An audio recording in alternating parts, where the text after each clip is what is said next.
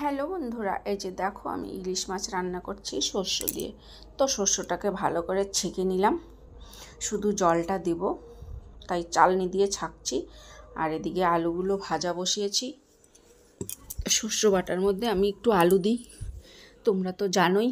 এই যে আলু ভাজা হয়ে গেছে, তো ওইটার মধ্যে আমি মাছটা দিয়ে দিলাম, মেখে রাখা মাছটা। তো অল্পই করব, বেশি করব না।